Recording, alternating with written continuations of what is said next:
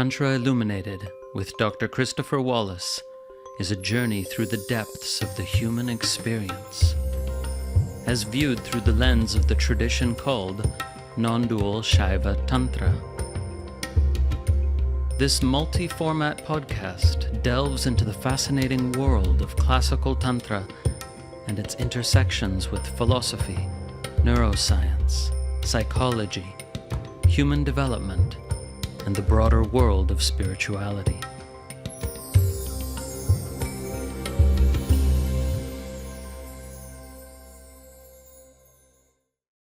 Today I'm speaking with the accomplished artist, Christian de Vietri. Christian made his name in the New York art world, where he earned a master's in fine arts from Columbia University, one of several degrees. And he is responsible for some incredible art installations all over the world. In more recent years, Christian has turned to the art and iconography of the tradition of Tantric Shaivism, in which he has been practicing for the last 10 years. So on his website, you can see examples of both traditional Tantric art as well as the secular, so-called, installations that he's made. I really recommend you check them out. Some amazing work. And Christian is now the author of a new book called Trika Maṇḍala Prakāśa, which means light on the mandalas of the Trika lineage. Subtitled, actually, Illuminating the Mandalas of Abhinavagupta's Tantrāloka.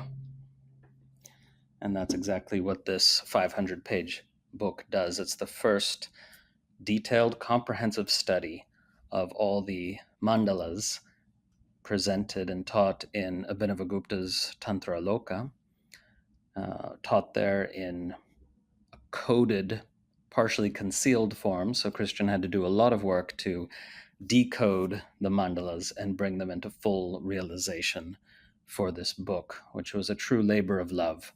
So you'll hear more about that in the episode. Enjoy. I'm here with the great artist, Christian de Vietri. Welcome, Christian. Hi, Harish. Thank you for inviting me to the podcast. Yeah, and I'd love for you to share a little bit about your journey, your autobiography, as it were. I'll just mention to the audience, because perhaps you wouldn't say this, that you've had a very distinguished career as a prominent artist in New York and Australia, and you are responsible for major artistic installations in many parts of the world, including China and all sorts of places. And you know, when I browsed your website to see these installations, I was honestly astonished. They are incredible pieces. And what I particularly love about some of these installations is the dynamism. You have so much energy and movement in pieces that are, you know, physically still. They're solid and still in reality, but they look as if they're pulsing and moving and swirling. And I absolutely love that. And some of these you made even before you found classical Tantra, Shaiva Tantra, and yet you had an instinct for spanda, for this divine pulsation, for the fluid nature of reality, for consciousness manifesting form in this dynamic way. I feel like that instinct was there even before, and so not surprising that you found your spiritual home in Shaiva Tantra. So I just wanted to say that so that listeners check out your website and see these amazing works of art. Of course, you you would need to see them in person to get the full experience, because they are very three-dimensional, and the pictures on the website are two-dimensional, but still, they're still amazing to see. And of course, you have major installations after you discovered Shaivism, and influenced specifically by Shaivism, like the Spanda installation in Perth. So just I have huge appreciation for your talent, and that talent is also exhibited in your new book, which we'll come to in due course. So yeah, it's cool, because even though you've been a student of mine, I also feel honored to interview you. So thank you for being here. Thank you so much, Harish. Such a kind introduction, and I'm deeply appreciative of the intuitive vision that you have to also make those connections between certain ideas that perhaps were latent within me before I discovered um, the wisdom of this tradition, of the Shaiva tradition in particular. Um, so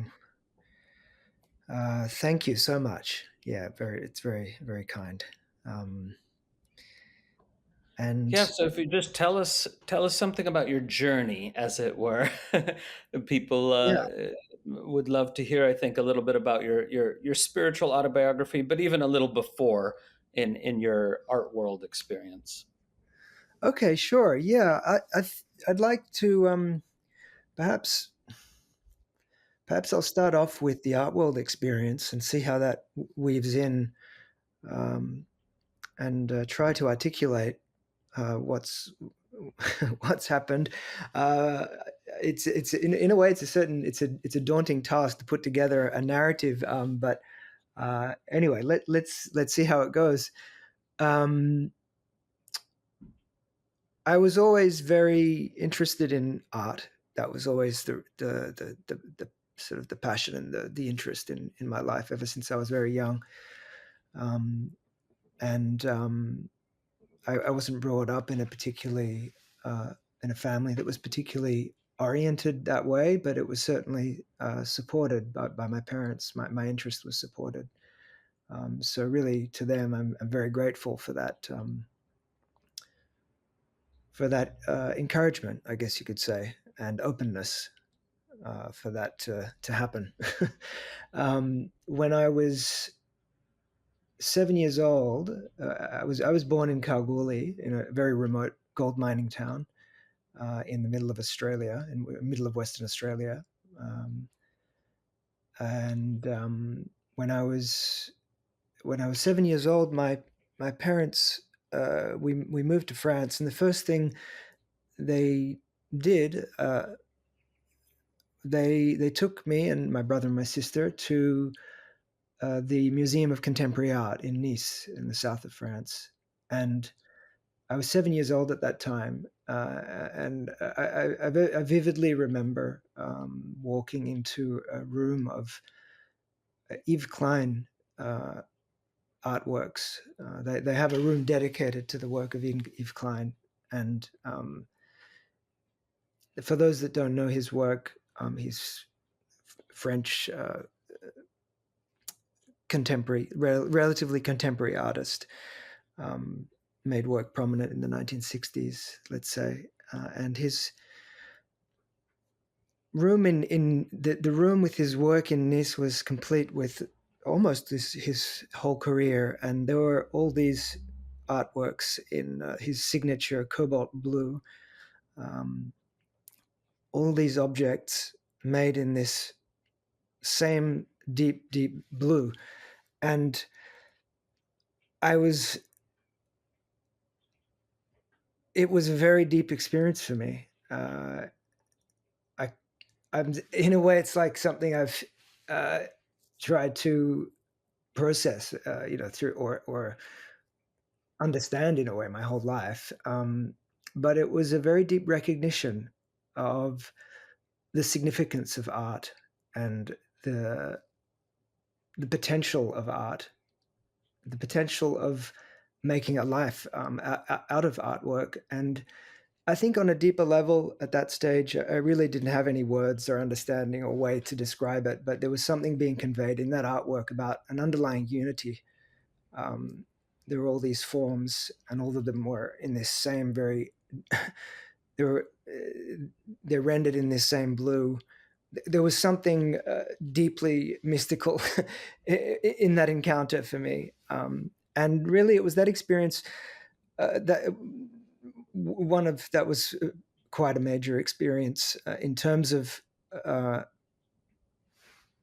opening me to this trajectory and the possibility of um, of the art life, and seeing that it might be possible to do something like this that I had before then never really couldn't have ever imagined anything like that was possible. So I And an subsequently followed. and an interesting little coincidence, or maybe not so little, that color, cobalt blue, is such a significant color in Shaiva Tantra as well. Yeah, absolutely. It is interesting how all these things connect through time and through space, and somehow you find that there are threads all along the way to what you're heading towards. Mm, Yeah, um, it's the center of the peacock feather, yeah. isn't it? Um, the Anuttara, the highest, supreme consciousness. Um, so I followed the path of art throughout my life, throughout my teenage years as a child. That's all I wanted to do.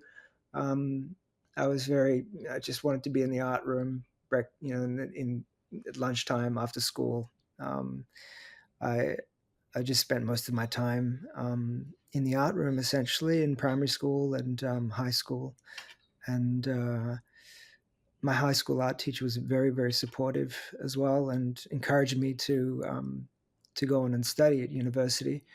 So I followed that trajectory of what I understood to be the trajectory in a way of that an artist would go through to continue and to make work and to work professionally and so on. And I went to university in Western Australia, and then to the National School of Art in Paris, and then later to I did an MFA at Columbia University, and subsequently after graduating, I continued to work. I was active in the art world in New York, and I did exhibitions, and as you mentioned, several public artworks as well, public installations.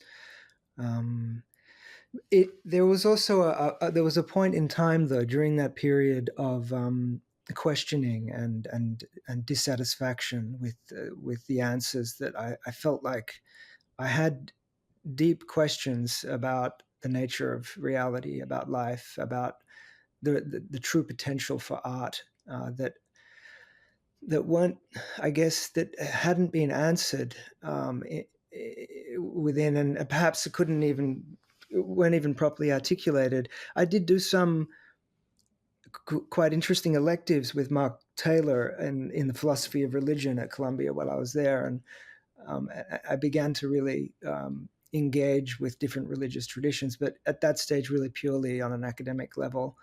Um, and I think, yeah, at a certain point, I turned in another direction.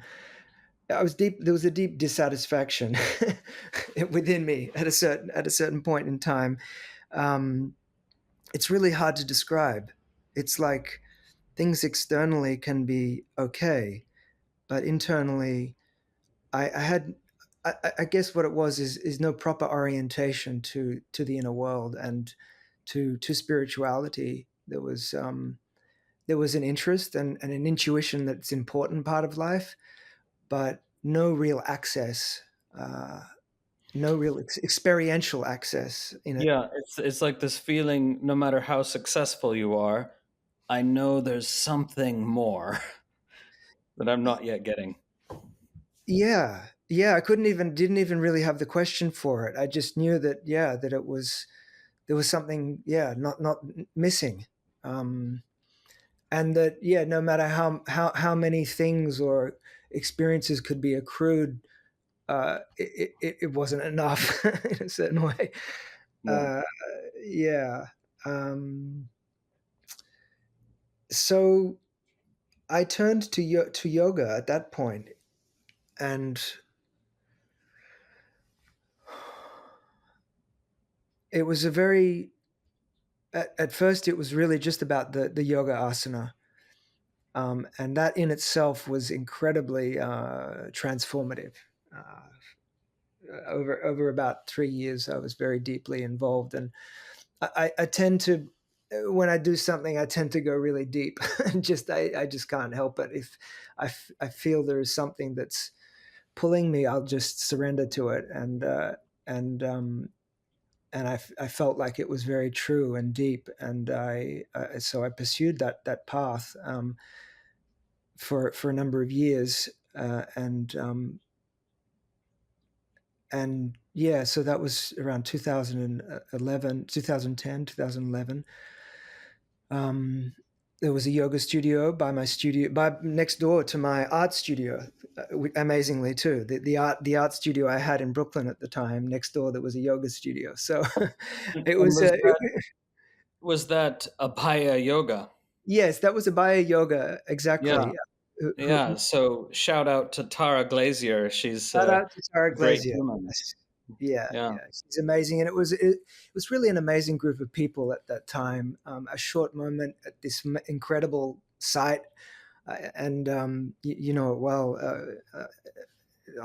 In one of the sort of the buildings right at the forefront of Dumbo, overlooking Manhattan. Beautiful, incredibly inspiring space too, and but beautiful people, beautiful, sincere, dedicated, advanced practitioners of yoga asana were in that space regularly, and were brought to that space. So that's and so that's where I met you, Harish. Yeah. uh, A fateful meeting if there ever was one. uh, I do agree. I do agree.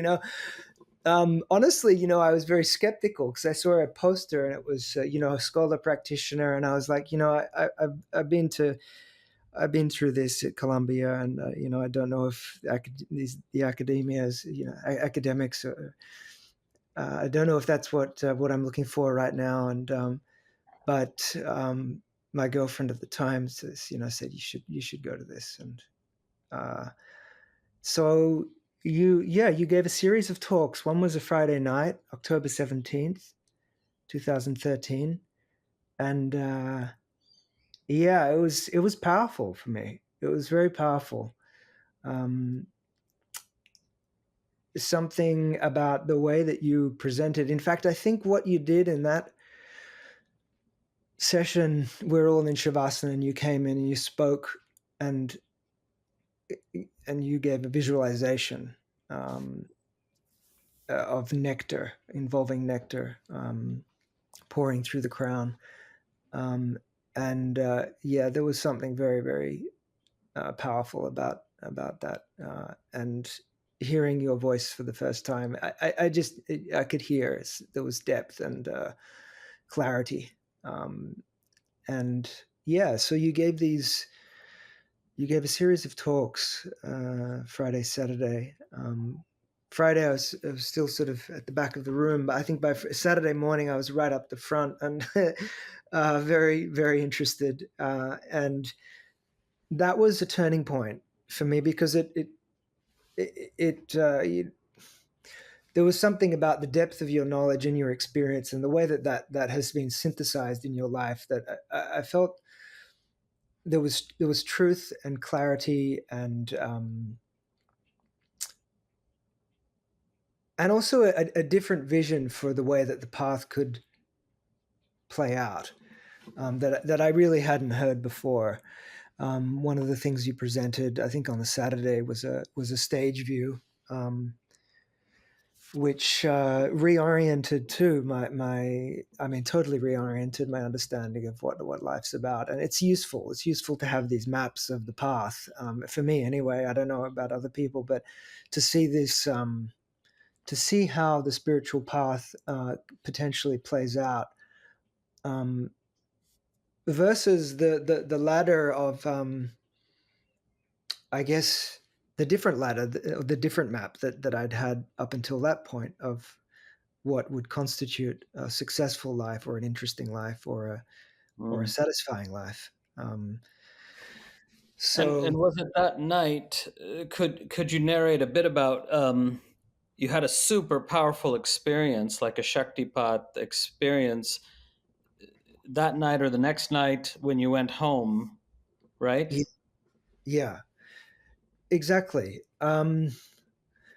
It was definitely there was definitely a descent of some kind of energy, and it was, something that I'd recognized that once before at the museum, and I knew enough about that kind of a feeling to know that when it presents itself, it's precious, and it's to be listened to. So uh, yeah, I got home that night. I ordered your book. I checked how many days it would take to arrive, and then I made plans to move to an ashram in upstate New York. The feeling was that it was such a radical reorientation that I didn't. I just had the intuition that it wouldn't be possible to integrate this experience fully, whatever it was, whatever would happen in the current context where I was, and I just had this sense that, yeah, I needed to be free of everything that had. Um, I needed to be in a new context where I could reevaluate everything. Essentially, that was the realization. I think I had to reevaluate everything.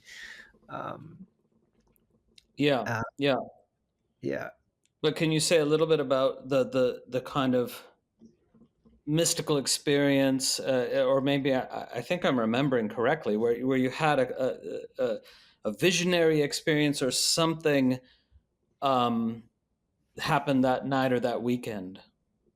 Well, it was mainly this visualization of the nectar pouring through the crown. I mean, I felt it so palpably, and yeah, it's nothing really about the words that were spoken after that. I mean, there were obviously there was. I think you talked about NVC. You did talk about Shaiva Tantra, but all that information, in a sense, was not as significant as your presence there. I think it was also, your there was a love, there was a unconditional love that I felt was present within you, that you were offering, um, and um, and there was someone Yeah, with experience in front of me. Yeah, I mean, in sense of the mystical experience aspect of it, is it's hard to digest, it's hard to put words to it. It's like what happens in the deepest space within, and how does that, I mean, it was very disorienting, I have to say, as well, because there's the confrontation that really everything I'd sort of hung my hat on up until then, or thought that was really important, was perhaps not as important as I thought it was. So yeah, it's kind of scary too, exciting, scary, but yeah, it's yeah. I know, and I just want to mention, for the sake of the listeners, um, Christian was not engaged in some kind of psychological projection, because the unconditional loving presence that he felt is exactly what I received from my guru, from my root guru. Um, and it's something that flows through lineage. So it's nothing to do with a claim about the person of Harish or Christopher, right? Because it's actually something that moves through when it's been um, fully welcomed into one's self, into one's body, from one's teacher who welcomed it from theirs, and so on. then it can spontaneously transmit. And so many other people besides yourself have also spoken of feeling this unconditional loving presence. And I just like to clarify, this is not coming from me, it's coming through me, and it's exactly what I received from my guru. Yeah, thanks for clarifying that, Harish. It's important because it's also that feeling is also, in a way, it's like the lack of particular individuality that allows that to transpire. So it's yeah, I mean, it's a fascinating um, phenomenon. It's something we all have the capacity to embody and to allow to pass through us as well. Um, Yeah. yeah. So if you now, or say anything you like, of course, but if we turn to sort of what you did next, your world tour of Shaiva Tantra teachers, and anything you want to mention about that. The world tour of Shaiva Tantra teachers. Well, your book was so important in that sense of providing the map, and providing also an incredibly accessible yet profound uh, articulation of the teachings of Shaiva Tantra, and also that incredible chapter at the end which talks about how it could be practiced, which I found very, very, very practicable. So I was in I was in the ashram for about a year, and I read your book amongst other books, were kind of connected on. And from that, the references you had, um, I started reading. I remember Padu's book, Sanderson's work. I started just to follow that thread. But yeah, then began a kind of uh, a lot of uh, the seeking. I guess is the seeking. It was something was activated, something very deep was activated that I knew I just had to follow, and there was no real plan. I just knew I had to follow where this truth would take me, and Yeah, and I'll just mention for the listeners, you abandoned very suddenly, from the perspective of your peers, a successful career as an artist in New York. So at least that's my understanding, that you were so powerfully drawn by this need to explore what you discovered about the spiritual dimension of life. It's not like, oh, New York's not working out at all, but might as well do this.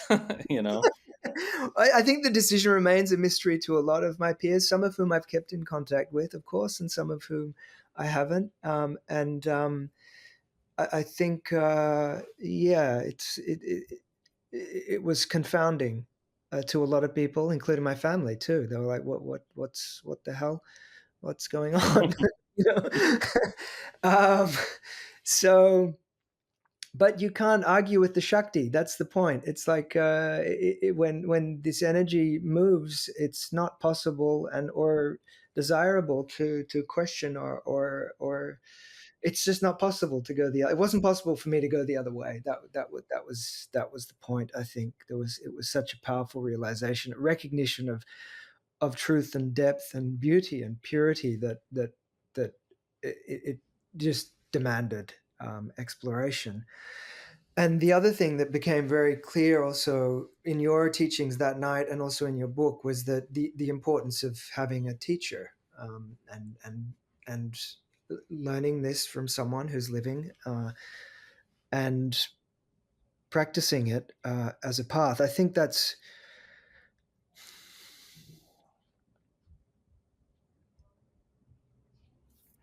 perhaps I might say something too, just before we get even deeper into it, about hmm the nature of the tradition.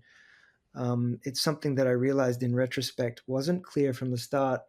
We did this book launch a couple of weeks ago, which is that fundamentally the tradition that we're talking about is about consciousness, which is which is universal. So we'll probably get even deeper into technicalia and Sanskrit and all this stuff later on. But I just perhaps would uh, would say that just before we get deeper into it, and also to kind of put it into context why I felt too we're in this reorientation, why it was so important too, that I recognized how universal and how fundamental this understanding of consciousness in this particular tradition was, in a way that I'd never encountered before. I know you Harish, speak about this. You've spoken in the past anyway about this reorientation that happens a bit like flipping the understanding of the way the Earth revolves around the sun rather than the other way around. And it certainly was like that for me. This idea of consciousness being the fundamental ground of matter, rather than being an emergent phenomenon from nature. And that really, that was profound for me to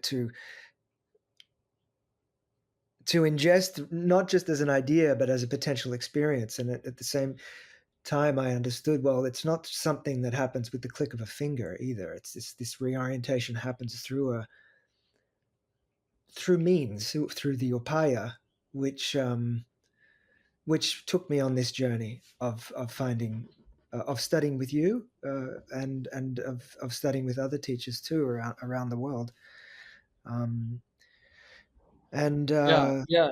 Even though you might not have heard this particular phrase, you were like Abhinavagupta in the sense of going like a bee from one flower to another, collecting the nectar.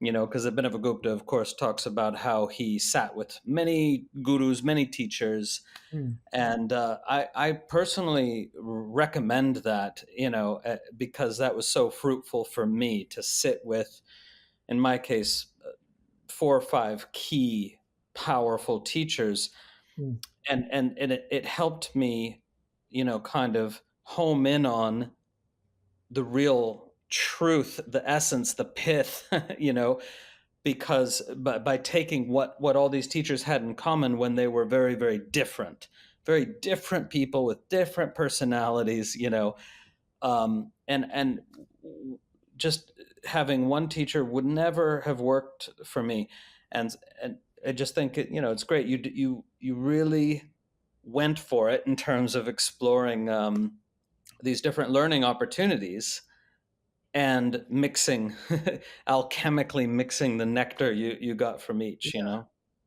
Yeah, and I know a lot of people are content just with one teacher, and perhaps they're fortunate in that way. But it just so happened that there was that need somehow, whether or not it was the strength of my anavamala that prevented me from that. Having one release one time, with one teacher. I think, that'd be great if that happens, but it wasn't so, and it took me on a journey and of discovering many different voices in that way. Um, so Yeah, and just I just feel moved to share something about what you said about consciousness, because it's to me it's just so fascinating how the way we talk about consciousness in this tradition is is like some weird mystical doctrine for some people. But when you have this flip you were talking about, it's similar to Copernicus's realization.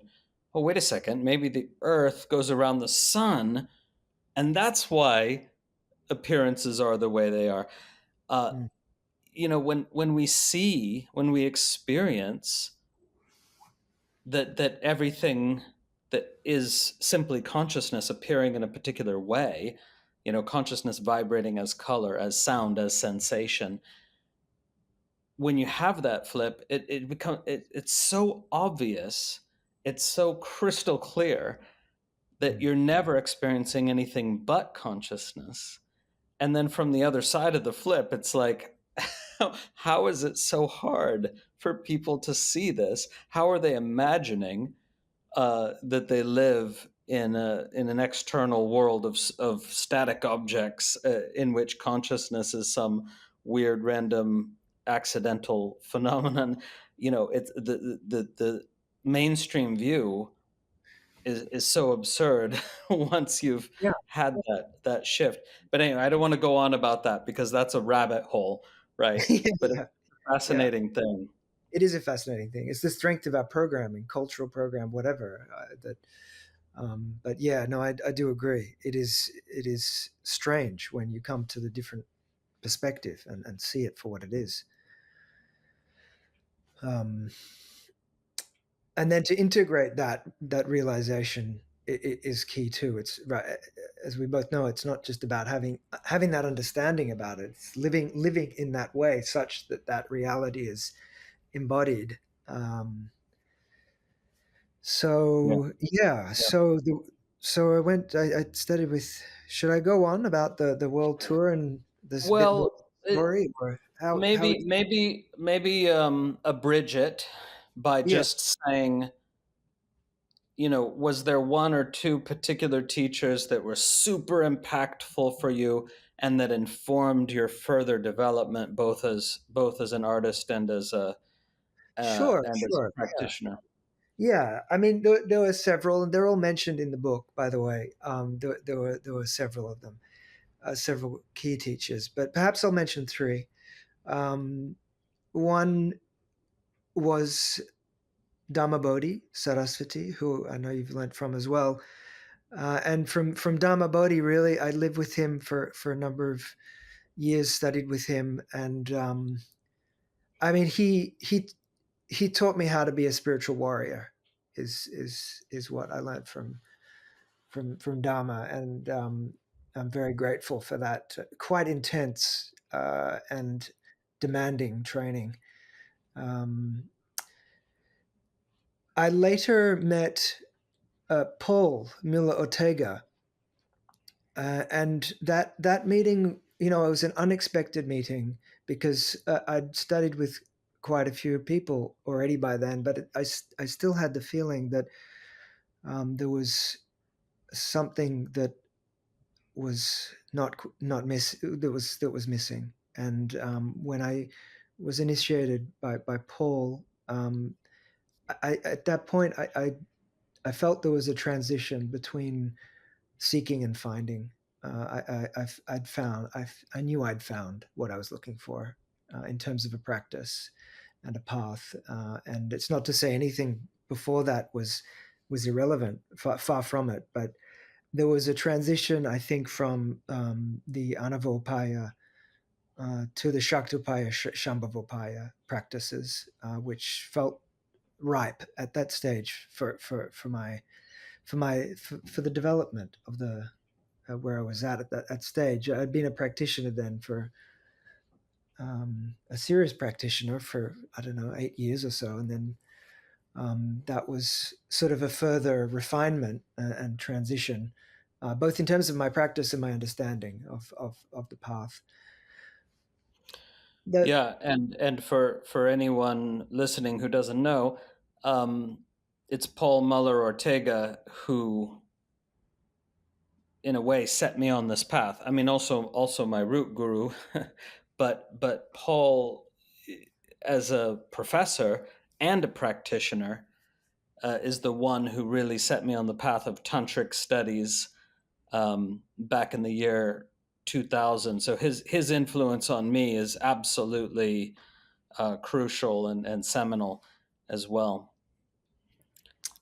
the other component of this, of course, is the art, which I'd like to circle back to because it's Yes. significant in terms of what happened also after meeting Paul. I in tandem with with the with the travels with traveled around in different countries in India, Nepal, and China, and throughout the US and in Europe and different places. Both learning from yoga practitioners, but also at the same time uh, I had this I had this ongoing interest, and the question, how does art, and how does art relate to this tradition?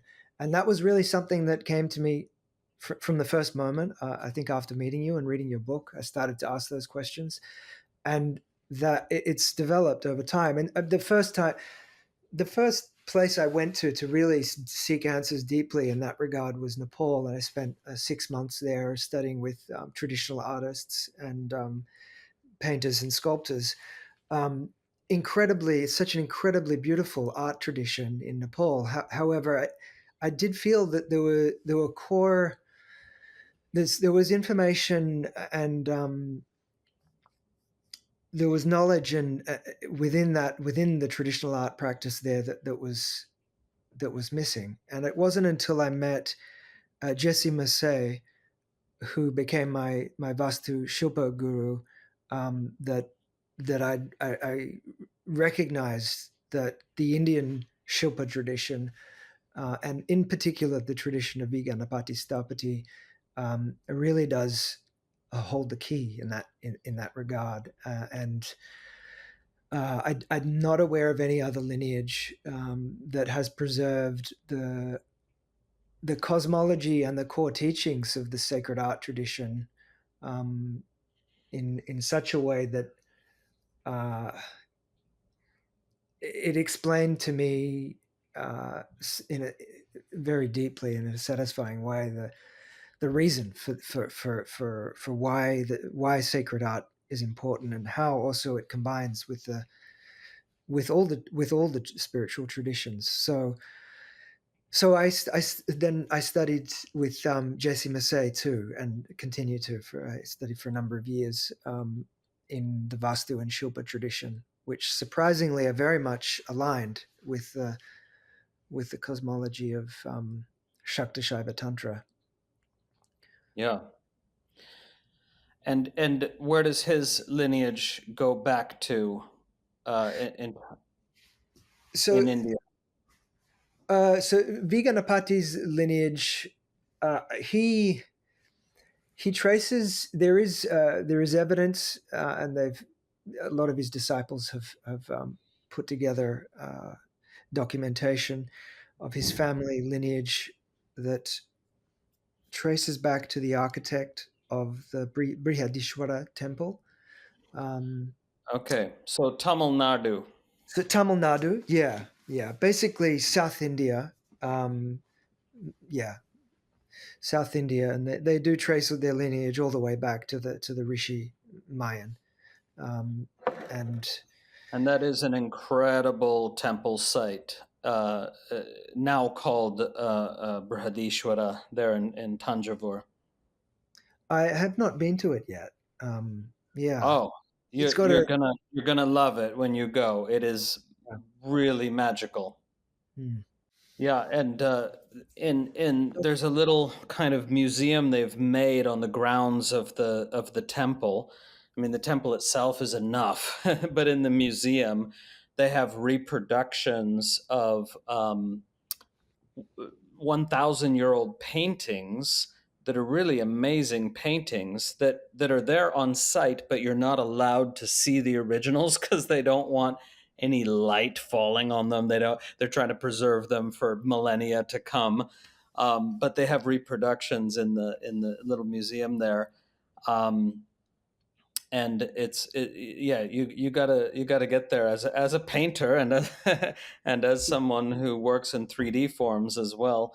You're gonna love that site, which was a center for tantric culture as well as more mainstream Hindu Puranic culture as well. Hmm, hmm. I can't wait. Yeah, I have to go Yeah, there. yeah. Yeah. Yeah, I mean there are a lot of other teachers that I really feel I should mention, but because I don't want to wouldn't want to leave anyone out who's given their time and their attention and dedication to forming the journey that I've been on. But Yeah, but we also do want to have time to talk about the book. So you yes, probably can't name everyone. yes, yes. Yeah. So Um, Yeah, so where should we start with this? I know you were studying Tantrāloka with with Mark Dishkovsky at some point. Is that where you got really turned on to the subject of mandalas as explicated in the Tantrāloka? Well, I think the first encounter that I had was with Sanderson's article, Mandala and Agamic Identity, that I discovered shortly after meeting you. The first thing I noticed very clearly in Sanderson's article was that the mandala was drawn on an 8 by 8 grid, and and I thought there was something about that was really striking to me. Um, and I made various different attempts to try to understand the mandalas and their forms through over the years, and then and I'd made several different attempts, particularly with regard to the trident mandala from the Malini Vijayotara Tantra. I made several different attempts over the years to visualize that particular mandala. And then, in as you mentioned, in 2021, Mark Dishkowski reached out to me. I was quite close with Mark for a number of years, and he reached out to me to for basically for help in understanding how the coloring was potentially to occur um, on the mandala from the Malini from on the trident mandala from the Malini Vijayotara Tantra. So we began a discussion, and I began to decipher the coloring. However, a number of problems arise. The first was that it was it was very it was difficult to challenge Mark. We were in a conversation about this. He had already done his translation of that part of the mandala, and there were several points that I disagreed with, and it was near impossible to have sort of to to to to challenge him on certain points. I remember one discussion we had was about the coloring of the stamens, um, which he insisted that the stamens were to be colored one after the other in solid colors, and I insisted that they were to be colored laterally in different colors from the core to the tip. It's just one example. I'm not going to get into it in too much detail, but these fine points really do matter. So the second point, perhaps I'll make, is that Mark was not interested in questioning Sanderson. And as I began to become more familiar with that mandala, I did start to see several places that I could that required, in my opinion, that required revision. Um, so the third difficulty in that situation was that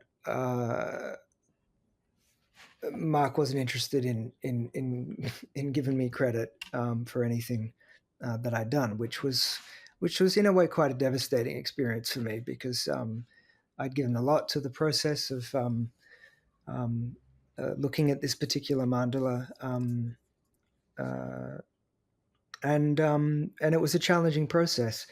So, in fact, what ended up happening was that so I'd colored the trident mandala. Um, at that stage, I didn't feel like it was complete.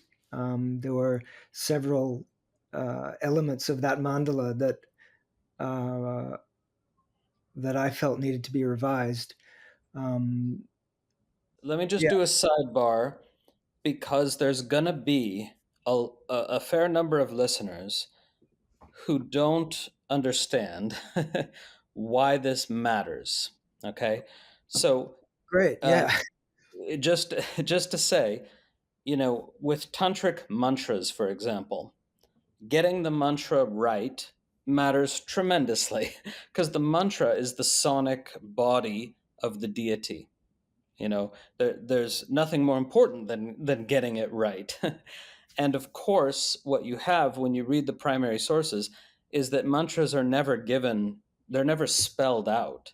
They're given in code, and they're given in a coded form, and you have to learn about this code, and then you can extract the mantra. And extracting the mantra from the code presented in the text is a whole process called mantrodhara. Udara, yeah, And right, right. yeah, yeah. So, but if you do it wrong, that really matters because the correct mantra is the sonic body of the deity and the incorrect mantra is not. And what a lot of people don't necessarily understand is that in the tradition, mandalas are equivalent to mantras. Mandalas are like the geometric body of the deity, and so the details matter. So for anyone who listening thought that Christian is getting hung up on trivial details, no, the details matter just like they do for mantras. And furthermore, that mandalas, including and especially the mandalas that you're talking about right now, Christian, they are vehicles for initiation. And so when the two come together, mantra and mandala, when the mantras are installed in the correctly drawn mandala, then it is the vehicle for initiation. That is to say, throughout the Tantric tradition, Buddhist, Shaiva, Vaishnava, all the Tantric lineages, it's the enlivened mandala which is the primary vehicle for initiation into Tantra. So that is an explanation for why this is not some trivial side issue, but rather something of great importance when you're considering the context of the classical tradition, um, and how it understands itself. Mandalas are absolutely central. So yeah, that's the Yeah, sidebar. yeah, yeah. No, I'm grateful for that clarification, Harish. It's so important, and you're right. It is equivalent to making the mandala correctly is equivalent to pronouncing the mantra correctly. It's absolutely on par, and if it's not done, there are consequences. I mean, not only for direct consequences in terms of like actually trying to construct it and the problems one might face doing so with the wrong instructions, but um, this obviously the practical thing, but also for the longevity of these forms. Any errors that are present will be compounded over time and will eventually just decay the form back into nothing, which is not what we want. And I mean, it's an incredible. So anyway, perhaps getting back to the thread, and then I'd like to cycle back to these specific details about the mandalas because it's so important. But Mark then published his some drawings, which are essentially Sanderson's drawings, with some additions of his. So those are currently in his volumes, and there are issues with those drawings, which I've explained in the book. So so in a sense, I went my way and he went his way with this work. I mean, firstly, it allowed me to dive deeply into those areas in that particular mandala from the Malini Vijayotara Tantra, which I did feel needed much deeper investigation and much deeper analysis. So actually, I put that.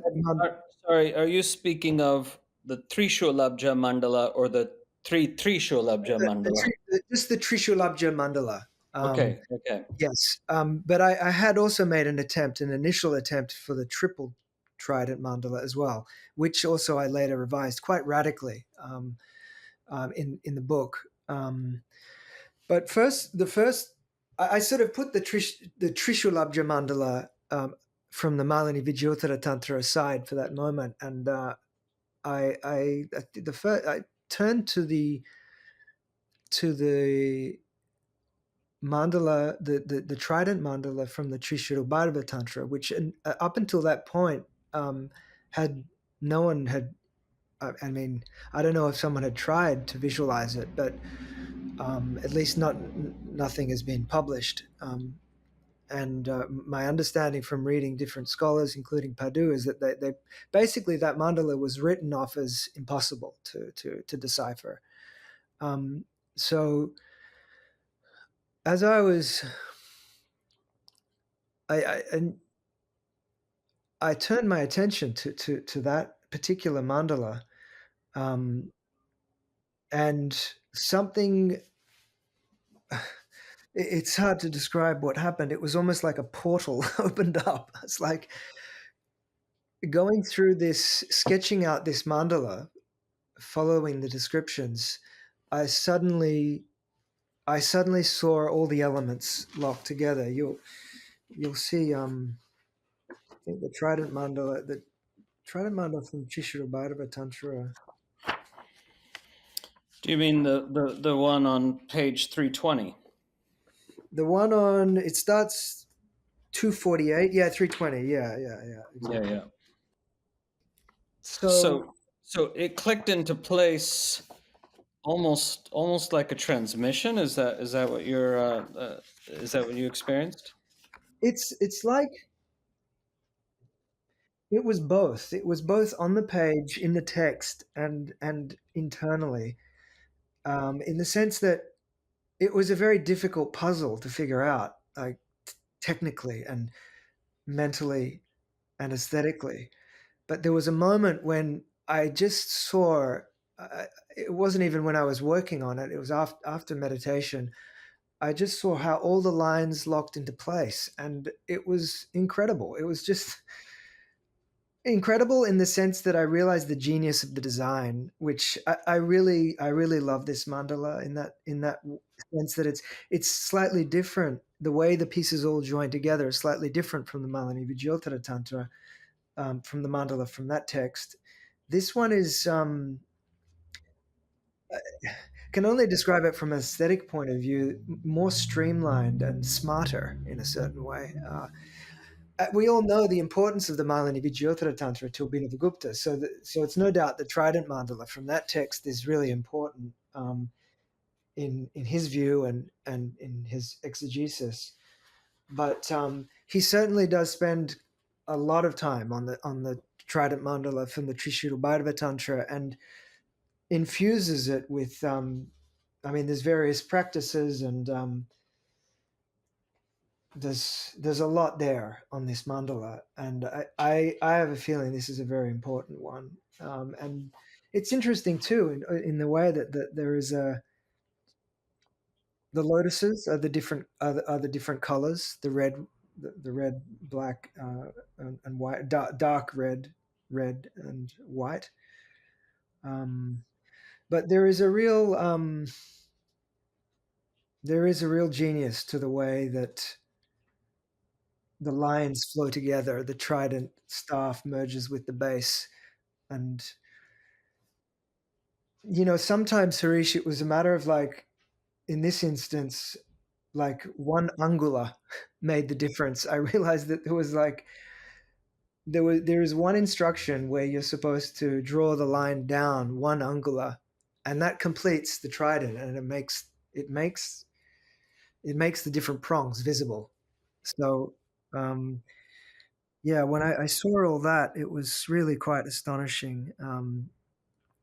And seeing it back, looking at the completed mandala was a very profound experience, and there was an infusion of.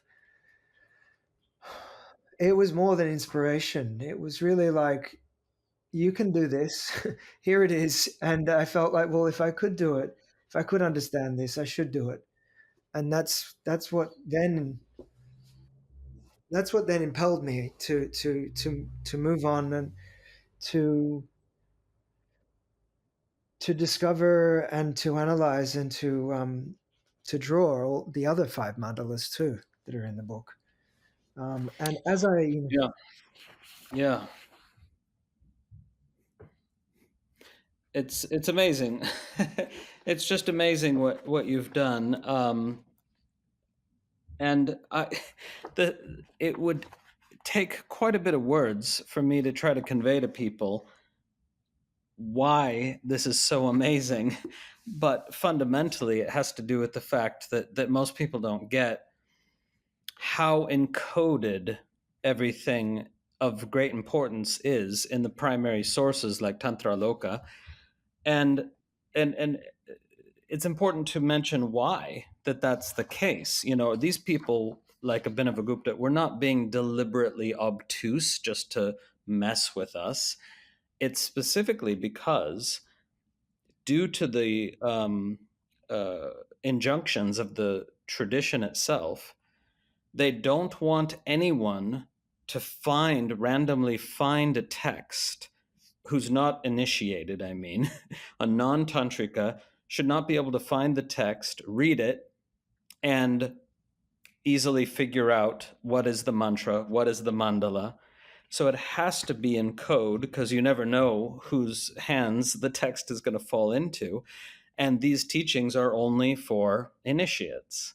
So that's why things are encoded. And from speaking as someone who's read Tantrāloka in the original Sanskrit, I mean, not all of it, of course, but big chunks of it, and I know how difficult it is to understand what's being described when Abhinavagupta, gives the descriptions of these mandalas in Tantrāloka 31. And so you had to go on a mission that's something like being a scientist, something like being a detective, but also requires aesthetic sensibilities in order to reconstruct these incredible mandalas. And so, an important thing to mention here that you're maybe too humble to mention is that this is the first time in a long time, at a bare minimum, this is the first time in a century that anyone has been able to create these mandalas. Probably more. It's possible that a century and a half ago, some people were still around who could draw these, right? But that's it's been a long time since anyone was able to bring these mandalas to light. Uh, and of course, that's suggested in the title of your book, Trika Maṇḍala Prakāśa, the illumination, the bringing to light. Even publication, Prakash in Hindi means to publish. so the bringing out into the world of these Trika Mandalas, and personally, like, just to go beyond the academic and historical commentary, with some of these mandalas, and you have, of course, beautiful full color plates in the book, and with some of them, for me, it's particularly the 3-3 Shulabja mandala from the Trika Sadbhava that is so impactful. I could just look at this all day long. It's such an incredibly beautiful diagram with layers and layers of meaning and aesthetic beauty and symmetry and pattern and harmony.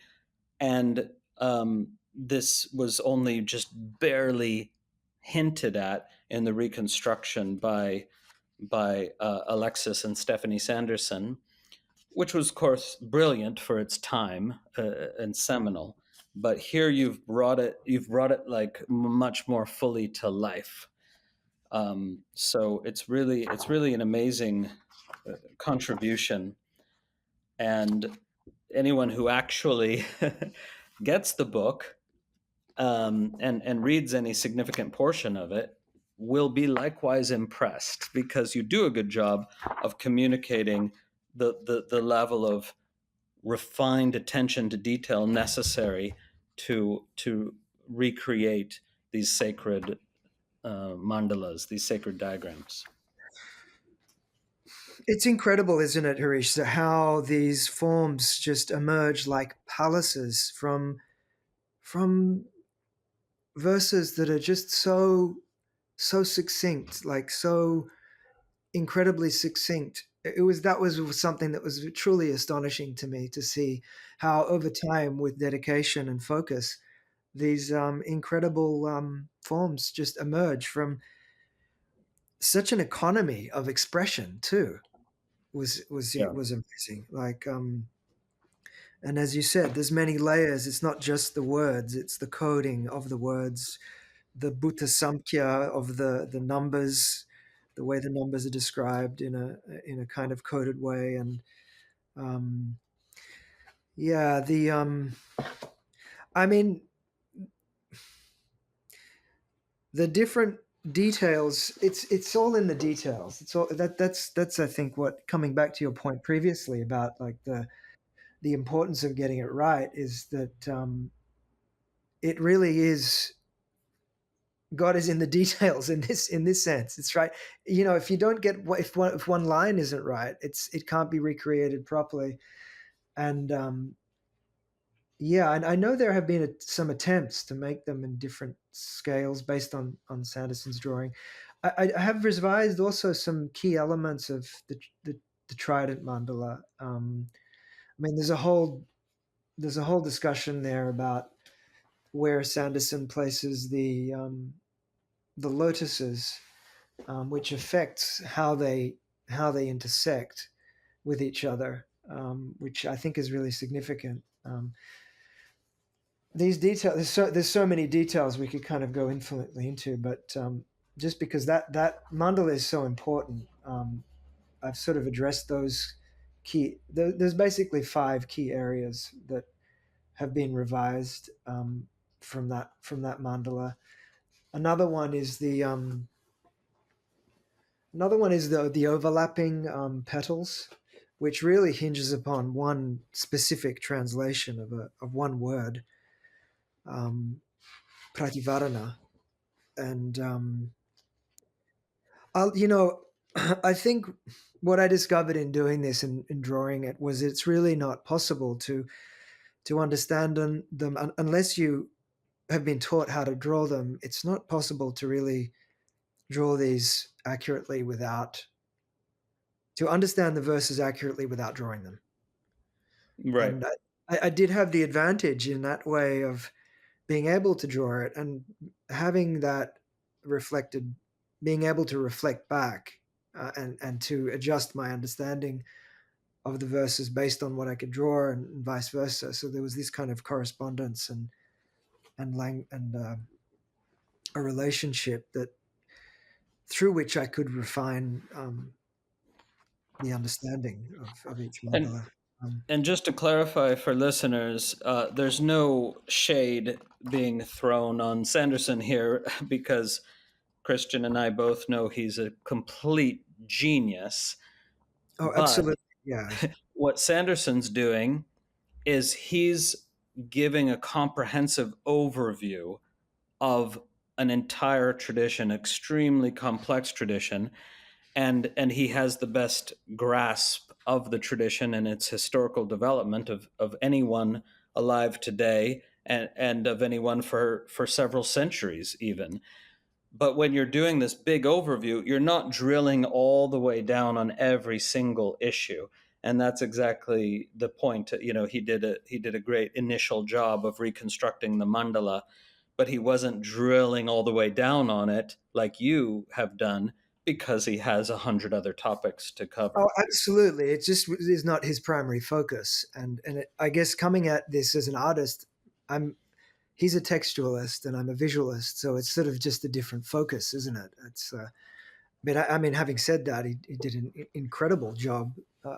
Seeming him and his wife, his former wife Stephanie, um, did an incredible job at those mandalas. And what was astounding for me to realize is that he understood or understands the measuring system, which is key. And it's not easy to access, to know how to use that. It's not inches and centimeters. It's angula, hasta, and yavai. It's an octal measuring system, which makes perfect sense from the perspective of Shilpa Shastra, but it's not evident. It's not, you have to know the system to draw the mandala. You also, to draw the mandala, to understand the mandala, requires also an understanding of how it's put together, what tools are used, because um, clearly these mandalas are made, uh, obviously, in a way that they're made with that technology in mind, which is basically composing the mandala of lines and circles. So anything that kind of departs from that uh, presents a complication in terms of a construction, considering that those are the implements that would have been used and that are still used for making mandalas. Yeah. So And what I'm excited about is that you have made possible something I kind of dreamed about, which is, at the very least, an aesthetic recreation of the um, space for initiation. Not to say that we would try to conduct actual initiation rituals, but at least an aesthetic recreation of the initiatory space, which mm, is, of course, described in great detail in the tantras, and how you would have this pavilion, and how you would have all these beautiful, works of art, and these little bells, and these lamps, and fragrances, and this whole incredible sensual scene is described with all sorts of detail. And then, of course, in the middle of it all is the mandala, drawn in colored powder, not drawn, created in colored powder, right? And people would be brought before it blindfolded, and at the key moment have their blindfolds removed and take in this incredibly rich aesthetic vision of this entire initiatory space centered on the mandala. And without attempting, of course, the the initiatory ritual, we could conceivably, at some point, create that aesthetic space for a really, really beautiful experience for people interested in this tradition, and interested also in the aesthetics of religious traditions generally. yeah, absolutely. It remains to be seen what will be done exactly with these, and if anything. But I guess what I've tried to do is just to create the potential for that to happen to the best of my ability, such that someone now or in years to come could take that up, exactly what you've mentioned, for consideration. How, I've tried to. It was tricky to at once take responsibility for bringing these mandalas to life by providing what I felt were the necessarily guidelines for being able to create them. At the same time, um, acknowledging that not everything can be taught in the book, because there are certain technical things which it just can't be taught. They have to be really learnt one on one to actually create the mandala. And thirdly, to honor the freedom of other people and their vision for how these mandalas might be integrated. So there's sort of a number of considerations to appropriately present these, while giving enough information without too much information, and enough freedom at the same time. So I did go to the extent of explaining how to orient the mandala, for example, how to color the mandala, the different materials that would be used, the different uh, the different implements, and that's all in the after the configurations. There's a um, the chapter, the sort of the the latter part of the book is all to do with application and practical deployment of the mandalas. Yeah. Well, it's an amazing work. Of course, it was just published a month ago or even less. And it's, yeah, it's a historic publication. I'm curious to see if the academics who've studied mandalas, like Gudrun Buneman and others, I'm curious to see what their response is. Not that it matters, but this book, of course, has both academic and spiritual value, and that's possibly why I resonate with it so easily, because that's what I try to do too in my books. So it's a it's a wonderful contribution, and even if you never did anything else in the rest of your life, uh, you would be remembered for this as well as your extant art, and it's really quite amazing. Well, your book, Harish, was an excellent example, and perhaps one of the would you say the first example of a book that really considers the Shaiva tradition as something that's um, practicable and speaks directly to the current time in a way.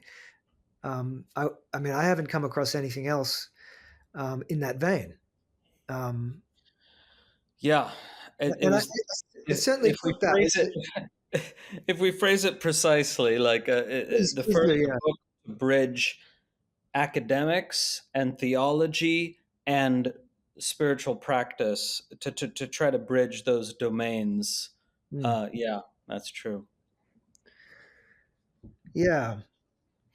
So you've done it as well, It's and something that it had to be considered in that way, just by just the mere fact that people all around the world are looking to this tradition for answers and guidance, and people want to practice this tradition. Um, yeah.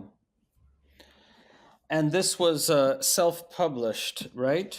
yes, the Yeah, Magnetic Citadel is the imprint, and we'll publish more soon, yeah. hopefully. And if any listener looks up the book on Amazon or wherever and hesitates when they see the price, let me just tell them it is over 500 pages. It's printed in a high quality with full color glossy plates, and it's a work that a huge amount of research went into. So you know, it's just not obvious when you're looking at a web page uh, that you're getting value for money. You have to hold the book in your hands to see, oh, this is value for money. Thanks, Harish. I mean, I've made it as affordable as possible. I can guarantee that, and yeah, it just you can't compare it to a small to buying a small novel. It's the production that was required is just a lot more extensive. So Yeah, it's yeah, it's a beautiful object to have to um, yeah, but yeah, these things are it was an amazing journey to discover these mandalas and to be taught in a way directly is what I felt. It was a very powerful experience to engage, to have this really direct immediacy between text and vision, and um, at the same time, I've tried to do everything with as much care as possible. yeah, I did realize the more detail I went into, the more it was it unveiled itself, the importance of every single component of the mandala, including the scale, the precise scale. mm. Nothing's by chance, you know. Um, I do know what you mean. If you go deep enough with Tantrāloka, it's like you have this extraordinary experience of Abhinavagupta teaching you directly.